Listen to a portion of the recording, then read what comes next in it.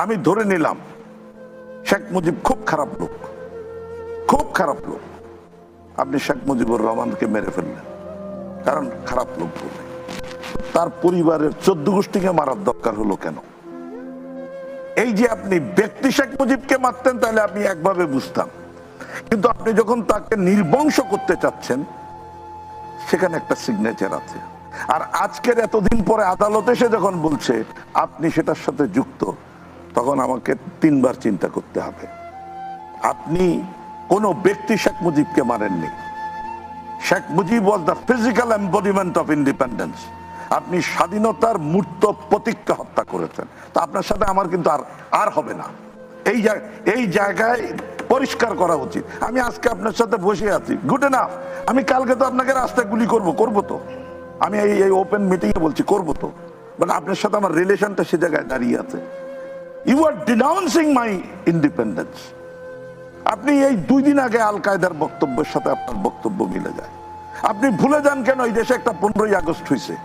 আপনি ভুলে যান কেন এখানে 21শে আগস্ট হয়েছে? আপনারা কেন ভুলে যান যে এই দুর্ঘটনাগুলোর সাথে যুক্ত কিছু লোক আছে, কারো প্রতি আঙ্গুল নির্দেশ করা হচ্ছে? আপনার 10 ট্রাক অস্ত্র এসছে, আপনি সেটার সাথে যুক্ত হয়ে যাচ্ছেন। 21শে আগস্টের হচ্ছে, গ্রেনেড নিক্ষেপ হচ্ছে, সেটার সাথে যুক্ত হয়ে যাচ্ছেন। 15ই আগস্টের ঘটনা, সেটার সাথে যুক্ত হয়ে যাচ্ছেন। আপনার প্রশ্ন উঠবে না এই জাতিতে?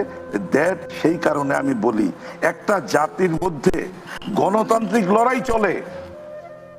আমি কথা শেষ করব। গণতান্ত্রিক লড়াই চলে, কিন্তু যেখানে এই অ্যান্টাগনিজম আছে, আমি ওই মোজেনাকে বলেছিলাম, বেটা তোমার দেশে কেউ যদি এতগুলো পেট্রোল বোমা ফুটায় নিউ ইয়র্কে, তুমি কি করবা?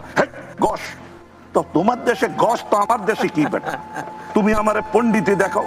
এবং তোমার দেশে সিভিল ওয়ার কে করেছে? A man like Abraham Lincoln. কেন উনি আলোচনা করে প্রেম করে এটা নিষ্পত্তি করতে পারেন নাই? পারেন নাই। হি হ্যাজ টু ফট।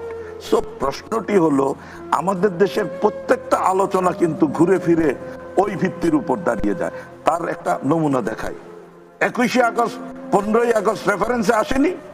2 নেত্রী আপনারা তো এমনি কথা বলতে গেছিলেন, সমগ্র জাতি দেখেছে রেফারেন্স অফ 21শে August has come, reference of 15th August has come. কেন আসে? পেটের ভিতরে আছে বলে আসে, হৃদয়ে আছে বলে আসে, ওখানে বার্নিং আছে। আমি কথাটা শেষ করি, আপনার এই কে বলবো, পৃথিবীতে ধর্ষণকারী আর ধর্ষিতা এক রাস্তা দিয়ে হাঁটতে পারে না, ওরা দেখার সাথে সাথে মাথায় আগুন ধরে। হত্যাকারী আর হত্যার শিকার এক রাস্তায় হাঁটে না।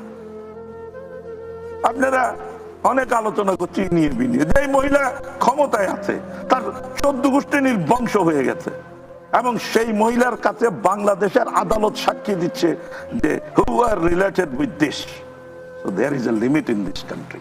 আমি সে কারণে বলবো, এই দেশে এই যে বিক্ষোভ বিদ্রোহ সবকিছুই করছেন, এভরিথিং ইজ অল রাইট, কিন্তু এই অতীতটা যাতে ভুলে না যায়। কারণ এই অতীতটার উপরে কিন্তু অনেকে মনে করছে এই অতীত কেন বারবার আলোচনায় আনছেন?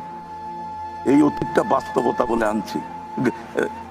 আল কায়দার বক্তব্য বা হোক বা না হোক, কত পশুর কথা না? তো পশু তো একই কথায় আসছে।